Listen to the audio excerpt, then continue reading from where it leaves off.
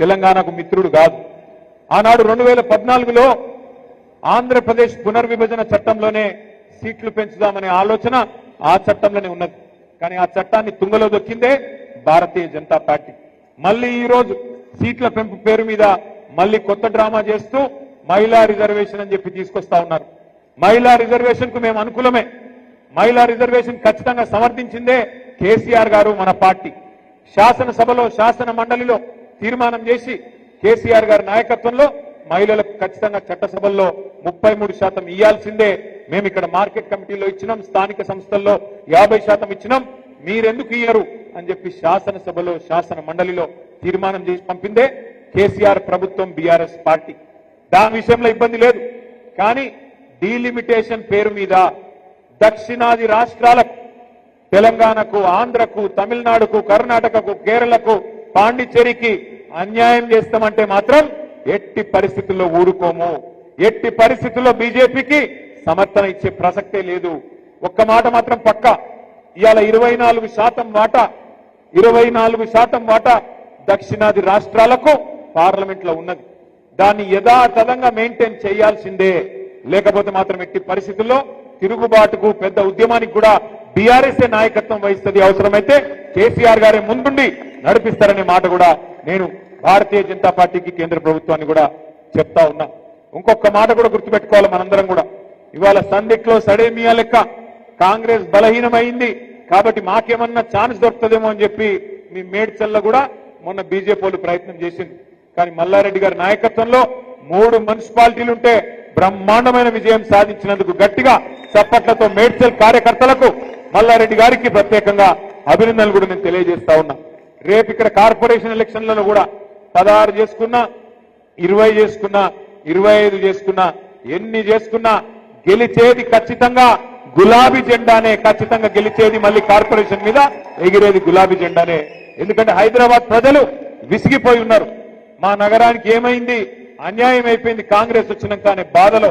ఈ కరెంటు కోతలేంది, ఈ దోమలేంది, real estate డామ్మనుడేంది, మళ్ళా మంచినీళ్ళ గోసేంది, బాధలో ఉన్నారు ఇవాళ హైదరాబాద్ ప్రజలు.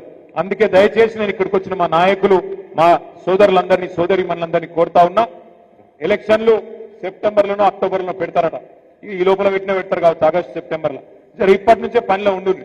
ఇప్పటి నుంచే కలువుని జనాలను గుర్తు చేయండి. మనం 1,00,000 డబుల్ బెడ్రూమ్ ఇల్లు కట్టినాం హైదరాబాద్ లో. వీళ్ళు వచ్చినాక 2.5 ఏళ్లలో ఒక్కటంటే ఒక ఇల్లు కట్టలే, ఒక ఇల్లు మంజూరు చేయలే.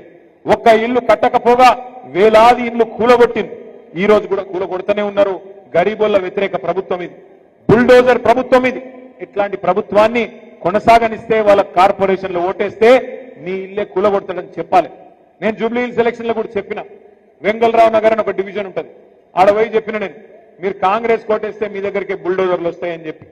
ఒక 10 రోజుల కిందట వెంగళరావు నగర్ బస్తీ వాళ్ళు వచ్చారు నా దగ్గరికి, సార్ మా మీదికి బుల్డోజర్ వస్తాను సార్, మమ్మల్ని కాపాడు సార్ అని. నేను వాళ్ళకి ఒకటే చెప్పిన, కత్తి వానికిస్తేవి, యుద్ధం నన్ను చేయమని పడుతుంది, ఎట్లయితుంది అని అడిగిన.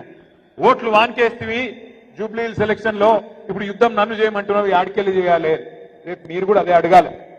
ఓటు మాకేయండి, మీ సమస్య పరిష్కారం మా బాధ్యత అని చెప్పండి.